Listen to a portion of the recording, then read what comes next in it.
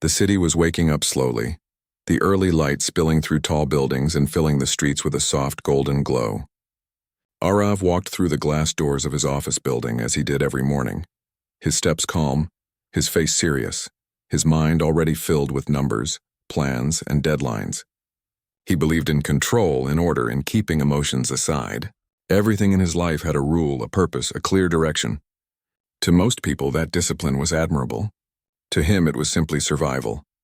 He had learned long ago that emotions only slowed people down. They made promises they couldn't keep and dreams they couldn't afford. And so Arav built his life on solid ground, blueprints, contracts, schedules. No surprises, no risks. On the other side of the same city, in a small rented apartment, Mira was trying to fix a torn canvas with tape. Her hands were covered with paint, her face tired but hopeful. The room was full of unfinished paintings, landscapes, portraits, and little moments of life captured in color. Art was the only thing that made sense to her, even when the world around her didn't. Her father's illness had drained their savings. Her younger brother's college fees were due next week. The rent was late. She had applied to every art gallery she could find, hoping someone would notice her work. But the truth was, no one had time for unknown artists who couldn't promise profits. That morning, she received a call from her friend Nisha, who worked at a marketing firm. "Mira, there's a charity event happening next month. My company's client is looking for an artist to display some work. Something about hope and emotions. You should apply." "Will they even look at me?" Mira asked, unsure. "Just try. You have nothing to lose," Nisha said. And that's how Mira's name ended up on a list on Arav's desk the next morning. His company had agreed to sponsor the charity event. He didn't usually handle these things himself, but his mother, the only person whose opinions mattered to him, had personally asked him to take charge.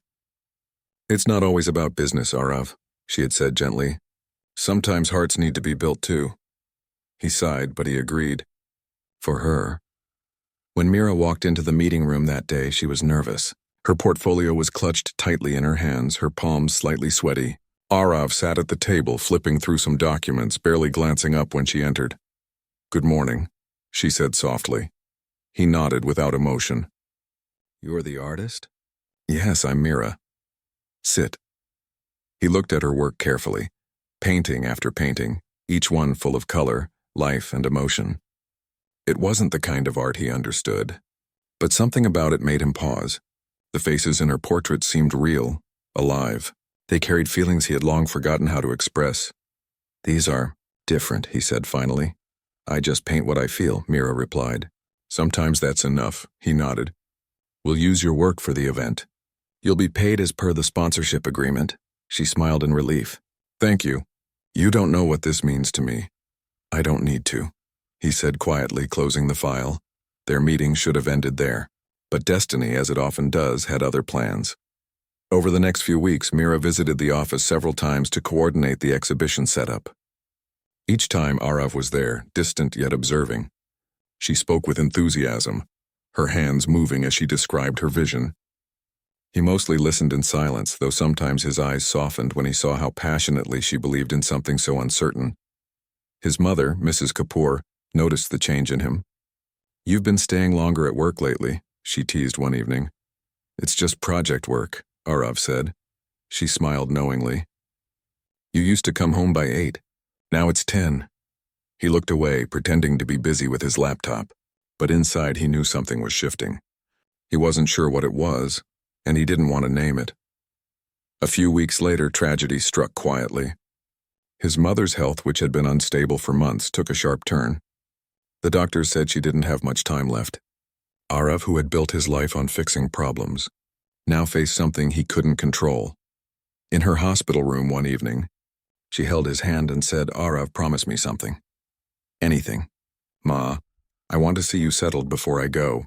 I want to see you married to someone who will make you smile again." He froze. "Ma, please." "It's the only thing I want," he nodded silently, though his heart resisted the idea. Marriage to him was an emotional deal, unpredictable and painful. But for her, he would do anything. Days later, when Mira came to his office to finalize the art display, she noticed he looked different, pale, tired, distant. "Are you okay?" she asked softly. He hesitated, then said, "My mother's not well." She wants to see me married. Mira nodded, unsure why he was telling her this. I'm sorry to hear that. He looked at her for a long moment, then said something completely unexpected. Would you marry me? She blinked in shock. What? I'll take care of your family's debts. I'll ensure your brother's education is covered. In return, I need you to be my wife for 6 months and until her last days. After that, you'll be free to go. Mira stared at him, speechless. You can't be serious. I am. It's just a contract. No emotions. No expectations. It's temporary. It will make my mother happy, and it will solve your problems too. She felt a mix of anger and disbelief. You think marriage is a deal? A piece of paper you can buy and sign? He stayed calm. Everything in life is an agreement, Mira. Some are written, some are spoken. She stood there silently, her heart pounding. His words were cold, yet his eyes looked heavy, as if he was forcing himself to believe in his own logic. That night, Mira couldn't sleep. The idea seemed absurd, but her mother's medical bills, her brother's college fees, and the looming rent formed a cruel reality around her. Arev's offer felt wrong, but also like the only way out. 2 days later, she met him again. If I agree, what are the conditions? He handed her a document. It was simple. 6 months of marriage, no personal involvement beyond family appearances, complete financial settlement after the term, and strict confidentiality. You really put everything in writing, she said with a faint, bitter laugh. It avoids complications, he replied. She read it carefully. What happens after 6 months? You'll be free to leave with your share of the agreement. No questions asked. And what if feelings get involved? She asked quietly. That won't happen, he said quickly. Not with me, she smiled sadly. You sound sure of that? He didn't answer. The next week they were married in a small private ceremony at the hospital. Arev's mother, frail but smiling, watched as they exchanged rings. Mira wore a simple sari. Arev wore a quiet expression. When his mother held Mira's hand and whispered, "Thank you for making my son happy," Mira felt her throat tighten. Later, as they drove home, the silence between them was thick. The contract was real now, and so was the strange emptiness sitting beside it. Arev focused on the road, his face calm but unreadable.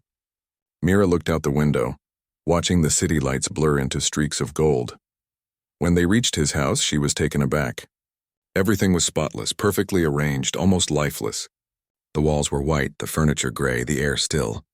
It didn't feel like a home, more like a showroom. This is where we'll stay, Arev said, unlocking the door. Your room is down the hall. If you need anything, let me know. She nodded silently, stepping inside. Her footsteps echoed in the emptiness. That night, as she sat on the edge of her bed, she wondered what she had agreed to. She told herself it was just for 6 months, a deal, a lifeline. But something deep inside whispered that life was about to change in ways she couldn't yet understand. In the next room, Arev sat by the window, staring at the city lights. He told himself it was just a promise, just a formality for his mother. But as he remembered the way Mira had looked at his mother with genuine care, he felt something he hadn't felt in years, a flicker of warmth, quickly buried under layers of logic. Outside, the city kept moving, unaware that 2 strangers had just signed a contract, not just of paper, but of fate. Neither of them knew that in trying to protect their hearts, they had already begun to give them away. The days after the wedding passed quietly. Mira was still trying to adjust to the new rhythm of her life. Everything about Arev's world felt different, calm, polished, and distant. His house was like him, organized, silent, and spotless. Every object had a place, every moment seemed measured. She had her own room, as promised. There were no romantic gestures, no false displays of affection. It was exactly what they had agreed upon, a contract, a shared space, a quiet understanding. Yet every evening, as she heard him walking down the hallway or saw him working late in his study, she couldn't help but wonder what kind of man lived behind that serious face. Arev, on his part, tried to keep his emotions under control. He reminded himself that this was temporary. It wasn't love, it wasn't marriage in the traditional sense, and it was a duty, a promise to his mother. Still, sometimes he found his thoughts drifting toward her without reason. One evening, Mira was in the kitchen, struggling with the coffee machine. She had never used one so complicated before. After a few failed attempts, she sighed in frustration. Arav walked in, noticing her expression. "Need help?" he asked. "I think your machine doesn't like me," she said with a small laugh. He came closer, pressing a few buttons effortlessly. "You just have to hold this down for 2 seconds."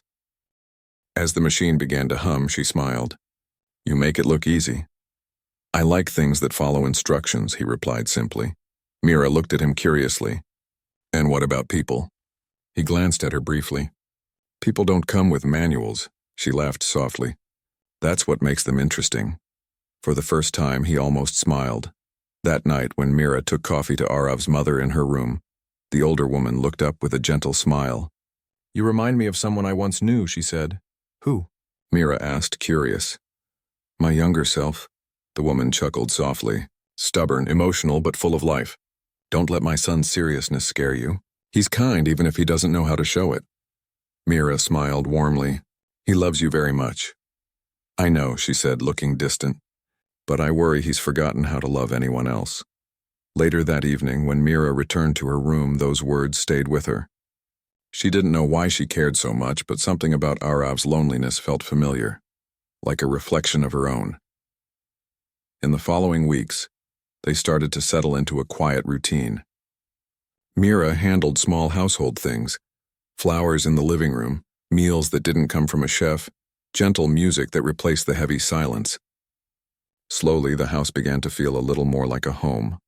Arav noticed these changes, though he never said anything. But one morning, when he walked into the kitchen and saw sunlight filtering through the curtains Mira had picked, he caught himself thinking that it looked nice. Mira had also started painting again. She set up her small easel by the window in her room, where the light was best. Sometimes Arav would stop outside her door and hear the soft scratch of her brush on canvas. He never entered, but something about that sound made him feel oddly peaceful. One evening, as Arav worked late in his study, he heard a knock. "Come in," he said. Mira entered, holding a tray with tea. "You've been staring at that laptop for hours. Thought you could use a break?" He looked up, surprised. "Thank you," he said, taking the cup. She sat down across from him, looking at the blueprint spread over the desk. "So this is what you do?" "Yes," he said. "I design buildings. They must look beautiful when finished. They're just structures," he said. "Strong, reliable, efficient," she smiled. "That's how you see life too, isn't it?" He paused. "Maybe." "Not everything can be measured, Arav," she said softly. "Some things only make sense when you feel them." He looked at her for a long moment, then turned back to his work. "Feelings complicate things," she smiled faintly. "Maybe, but they also make them real." Their conversations grew a little longer after that. Small talks at breakfast, quiet exchanges during dinner, shared glances in between. Nothing dramatic, nothing forced. Just small steps toward something neither of them wanted to name. Still, the line between them remained. The contract was clear, and Arav made sure to keep that boundary firm. Yet sometimes, when Mira laughed at something small or hummed while cooking, he found it harder to look away. One night, the rain started suddenly, heavy and cold. Mira stood by the balcony, watching the streets shimmer under streetlights. Arav walked past on his way to his room, but paused when he saw her.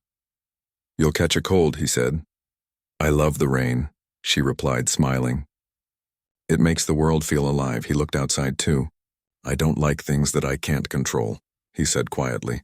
She turned to him. "You can't control life either, Arav. You just learn to dance in the rain."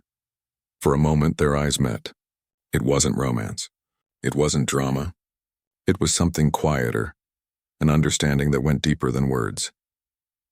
A few days later, his mother's health began to worsen. Arav spent most of his time at the hospital. Mira went with him whenever he allowed her to, bringing home-cooked food, helping with small things, keeping his mother company when he was busy. One evening, as Arav walked into the hospital room, he saw Mira sitting beside his mother, reading aloud from an old storybook. His mother was smiling, her hand resting gently over Mira's. Arav stood at the doorway silently, something heavy rising in his chest.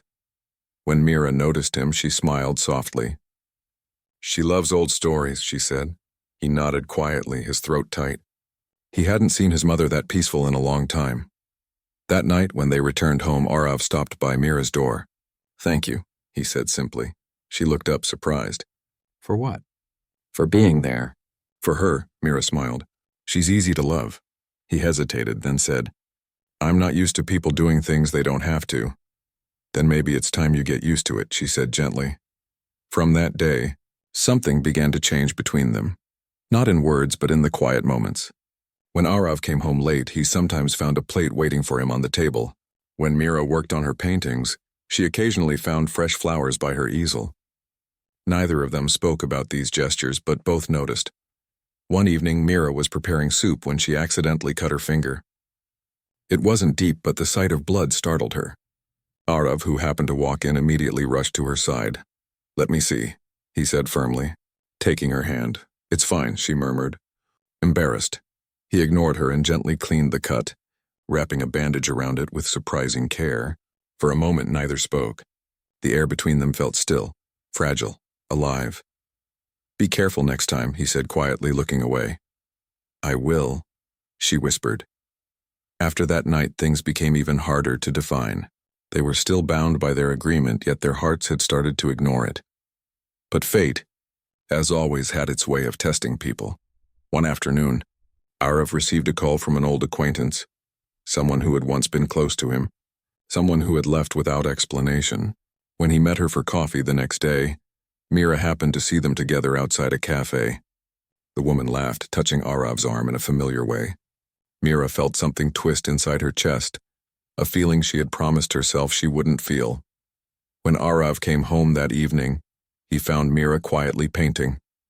You didn't tell me you had company, she said without looking up. He frowned slightly. It was just business. Of course, she said softly, brushing color onto the canvas. He looked at her for a moment, wanting to explain, but the words wouldn't come. He had never owed anyone explanations before, and now he wasn't sure how to begin. That night, as he lay awake, he realized how much her silence had affected him. He didn't like the thought of her being upset. He didn't like the distance that suddenly felt larger than before. In her room, Mira stared at the unfinished painting, a pair of hands reaching toward each other but never touching. She sighed, wiping a tear she hadn't meant to shed. Both of them had entered this relationship as strangers bound by a contract. But somewhere along the way, they had started to build something that didn't belong to paper, something fragile. Confusing but real. Neither knew where it would lead, but both felt it growing, like a quiet heartbeat beneath all the rules they had made. The morning sunlight entered through the thin curtains, spreading across the quiet living room. Mira was arranging fresh flowers in a vase when she noticed how peaceful the house looked. It had been 3 months since she and Arav had signed their strange contract, and life had slowly begun to feel less like a deal and more like something real. She had grown used to his silence, to his calm and structured way of living. She had even started to understand it. Behind his coldness, there was a man who carried old wounds, someone who didn't know how to show his emotions but cared deeply in his own quiet way. Arav, too, had changed in small ways he didn't notice at first. He found himself waiting for her morning greetings, for the sound of her humming while she cooked, for her laughter echoing faintly from another room. The house no longer felt like a museum. It felt alive. One evening, after a long day at work, Arav came home earlier than usual. Mira was painting in the corner near the window. The soft colors of the sunset reflected on her face. He watched her quietly for a moment before speaking. You paint every day now, he said. She turned and smiled. It keeps me sane. What are you working on? It's hard to explain. He stepped closer, curious. On the canvas was a bridge, half-built, stretching over a river, its reflection shimmering below. It's about connection, she said softly. Two sides that don't meet yet but want to. He looked at her thoughtfully. You think everything has to mean something, don't you? Doesn't it? She asked, meeting his eyes. He didn't reply, but something in her words stayed with him. That same week, his mother's health declined again. The hospital visits became more frequent, and the tension in the house grew heavier. Arav tried to stay strong, but Mira could see the worry behind his calm face. She began spending more time with his mother, reading to her, sitting beside her during treatments, keeping her company when Arav was busy. One night, Arav walked into the hospital room and saw Mira feeding his mother soup. His mother was smiling, something that hadn't happened in days. Mira, you should rest, he said gently. I'm fine, she replied. She hasn't eaten much. His mother looked at them both and said weakly, You make a good team. Mira smiled shyly while Arav looked down, unsure how to respond. When they returned home later, Mira said softly, She needs you to talk to her more. It's not just about medicine or doctors, and just talk. I don't know what to say, he admitted. Then just listen, she said. Sometimes that's enough. That night, Arav sat beside his mother in silence. After a while, she reached for his hand. You've grown so serious, my son, she whispered. When did you forget to laugh? He smiled faintly. It's been a long time. She looked at him with tired eyes. Don't be afraid to feel, Arav. Life is too short to hide from love.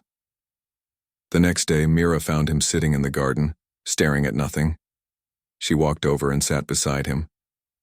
She's right, you know, she said quietly. He looked at her. About what? About love. He gave a small smile.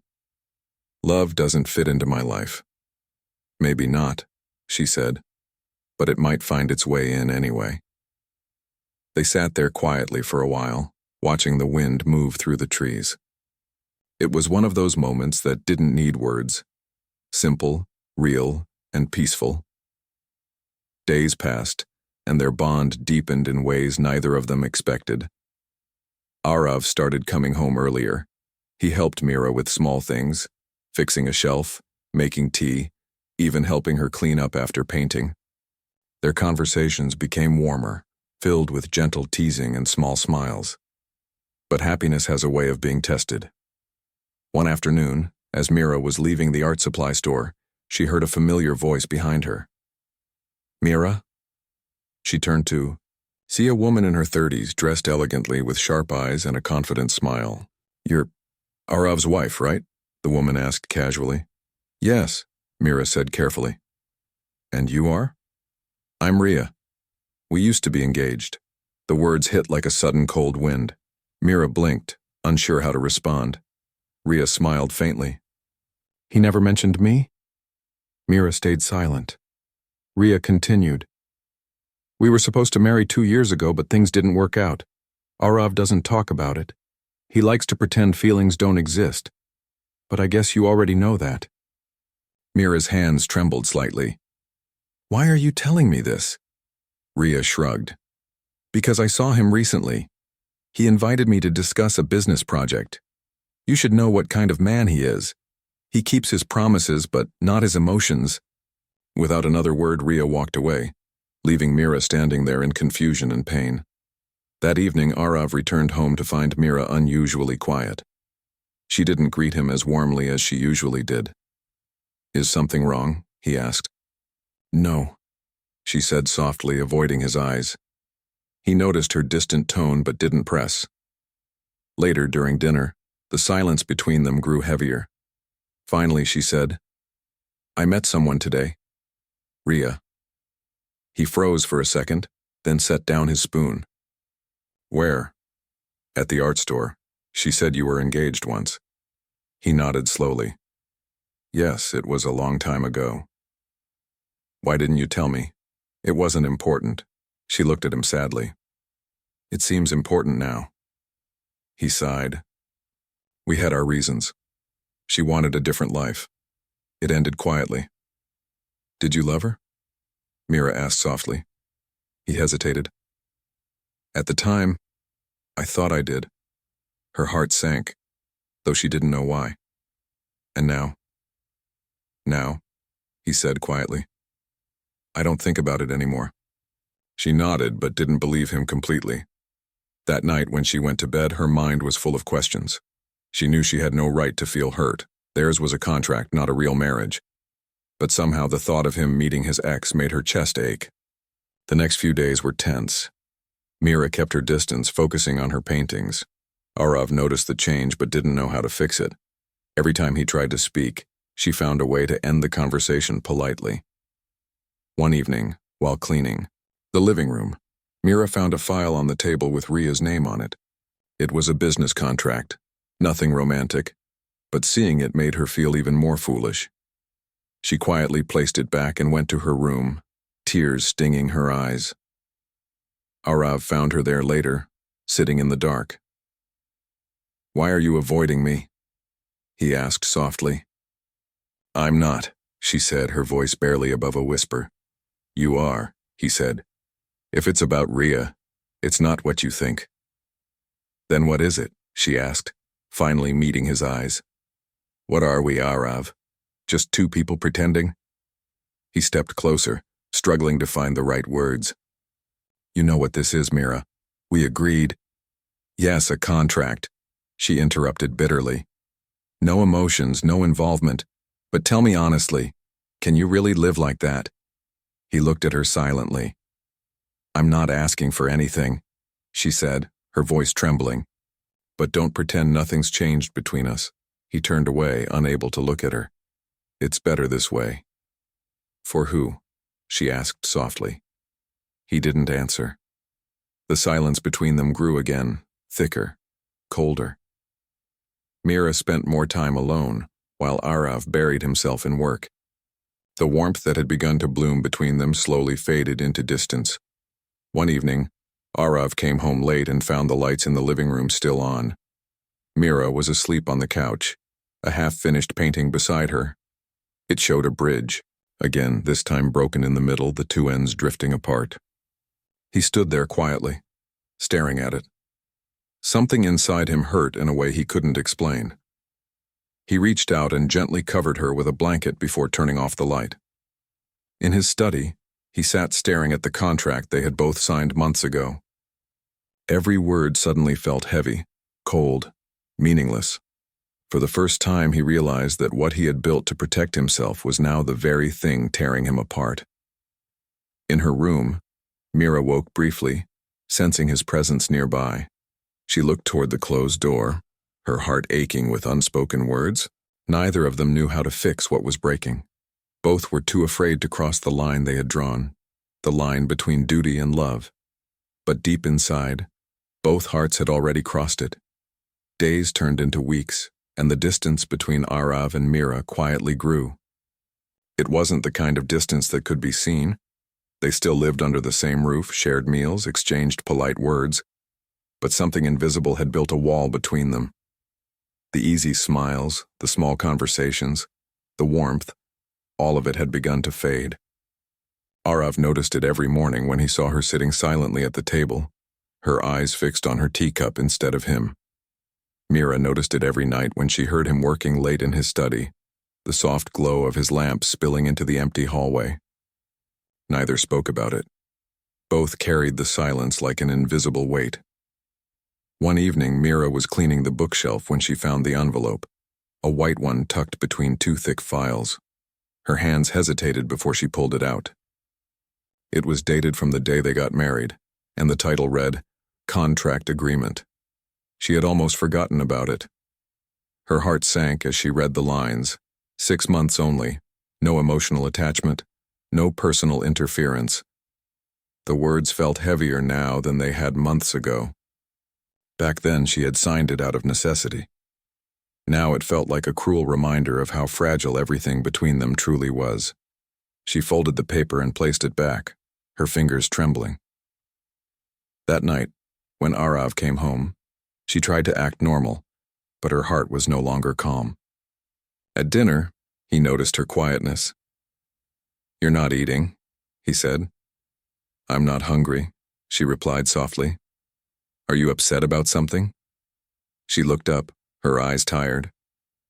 "I found our contract today." He froze for a second. "You kept it?" "It was still in your shelf," she said. "You kept it too." He didn't respond. Mira looked at him, her voice breaking slightly. "Do you ever read it and feel strange?" "It was an agreement," he said quietly. "We both knew what it was." She sighed. "Maybe you did. I just didn't know it would start to feel like a cage." Arav looked away. "You're the one who wanted freedom after 6 months." "I did," she said. "But I didn't expect freedom to feel so lonely." The silence that followed was long and heavy. Mira stood up and walked toward her room. "Good night, Arav," she whispered. He wanted to stop her, to say something, but the words didn't come. He had built walls around his heart for so long that now, when he wanted to reach out, he didn't know how. In the following days, Mira began to withdraw. She stopped painting for a while, stopped humming while she worked, stopped waiting for him at dinner. She told herself she didn't care anymore. But deep down, she missed him. The quiet gestures, the way he looked at her when he thought she wasn't watching, the comfort of his presence. Arav felt it too. The emptiness of the house grew louder each night. He buried himself in work, staying late at the office, but even the numbers and blueprints couldn't silence the thought of her. Then one evening, his mother called him to the hospital. Her voice was weak over the phone, but her words were clear. "Come soon, Arav. I want to see both of you." When they reached the hospital, his mother smiled faintly, her eyes moving between them. "You two have become quiet," she said softly. Arav tried to smile. "Just tired, Ma." She reached out her hand to Mira. "You take care of him, child. He's good at hiding his feelings, but he needs someone to remind him that love isn't weakness." Tears filled Mira's eyes. "I'll try." His mother squeezed her hand gently. "Don't try. Just feel."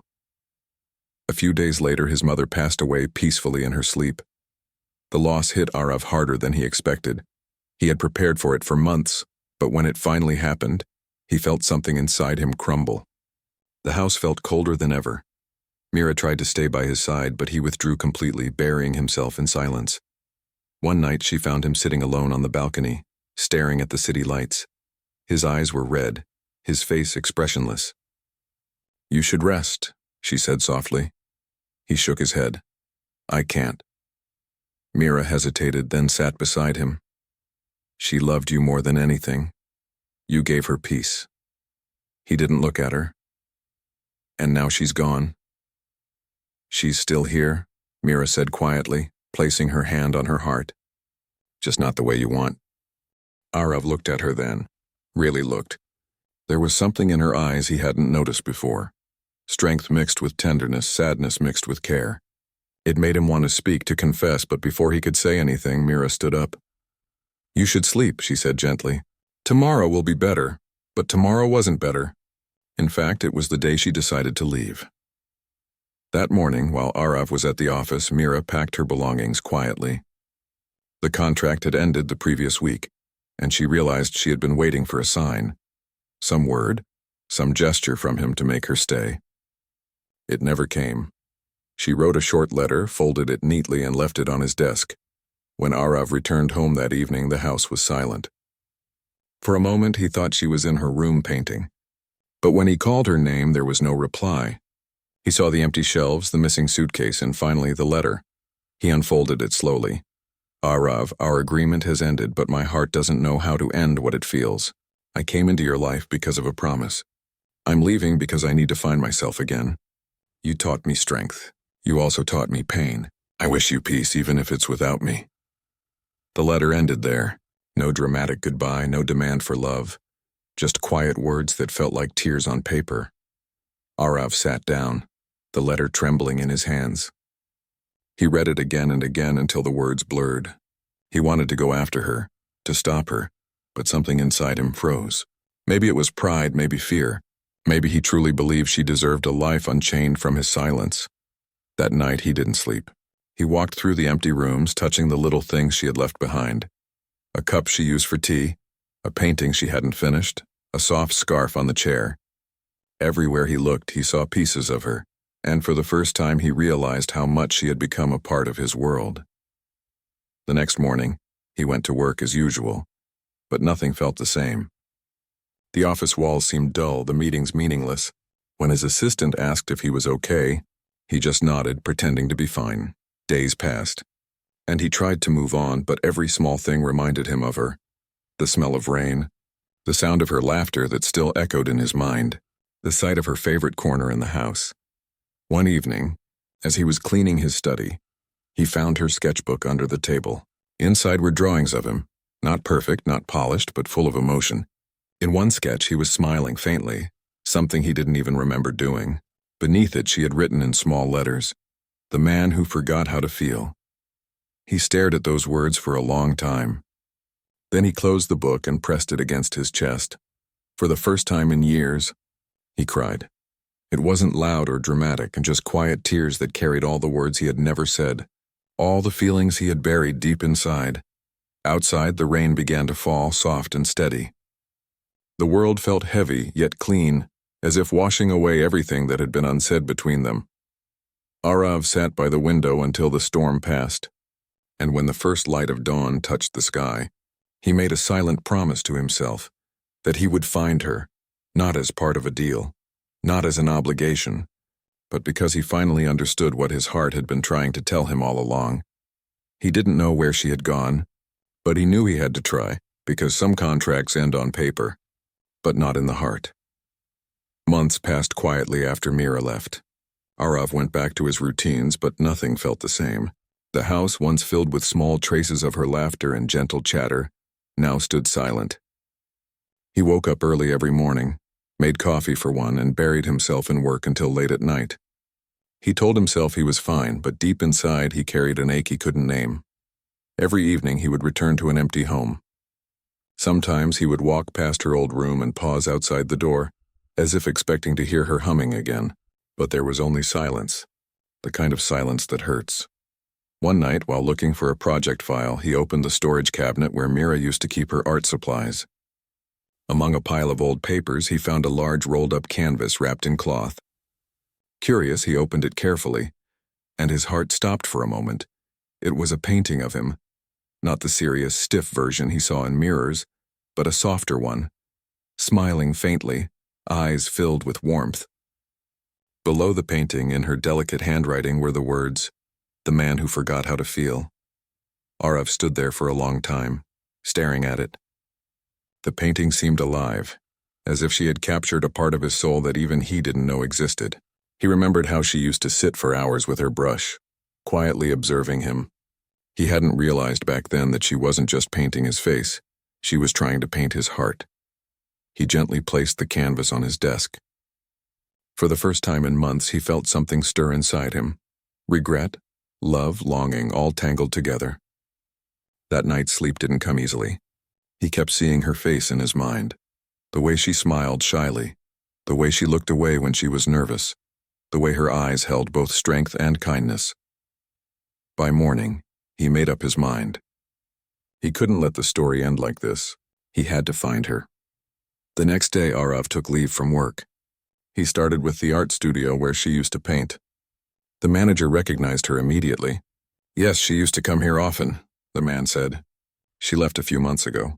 Said she was moving to the outskirts near the old school where they run an art program for kids." Arav thanked him and drove for hours until he reached the place. It was a small building painted in bright colors surrounded by open fields. Children's laughter echoed in the distance. He stood at the gate for a moment, unsure of what to do. Then he saw her. Mira was sitting on a bench under a tree, surrounded by a group of children. She was teaching them how to paint the sky. Her face was calm, her eyes glowing with the same warmth he had always known. Time seemed to slow down as he watched her. He didn't want to interrupt, so he waited until the class ended.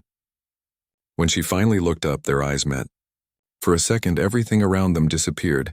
The sound of the wind, the chatter of children, even the beating of his heart. Mira froze in surprise. "Arav," she said softly. He walked closer, his voice low. "You look happy," she smiled faintly. "I am. It's peaceful here." "I can see that," he said. There was an awkward silence filled with all the things they wanted to say but didn't know how. Finally, she broke it. "Why are you here?" He hesitated. "I found your painting." Her expression softened. "The one you weren't supposed to see?" He nodded. "Yes, and it made me realize how blind I've been." She looked down, her fingers brushing against the hem of her dress. "You don't have to say that, Arav. What we had was part of a deal. It's over now." He shook his head. "No, Mira, it wasn't just a deal. Maybe it started that way, but it became something more, something I didn't know how to admit." She didn't respond. The wind blew softly, carrying the faint scent of paint and rain. "I was afraid," he continued quietly. "Afraid to lose control, afraid to feel again. And when you left, I realized I'd already lost the only thing that mattered. Mira looked up, her eyes glistening. Arav, I didn't want to hurt you. I just couldn't stay where I felt unwanted. You were never unwanted, he said. His voice trembled slightly. I just didn't know how to show it. For a long moment, neither spoke. The air between them was filled with emotion, fragile and raw. Finally, Mira said softly, people like you don't change overnight. Maybe not, he admitted. But I'm trying. I started painting again. Badly, but it helps me think of you.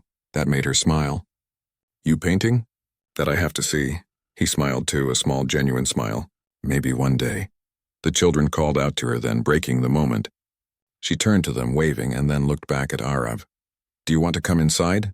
The kids would love to meet you. He nodded, grateful for the small chance she was giving him.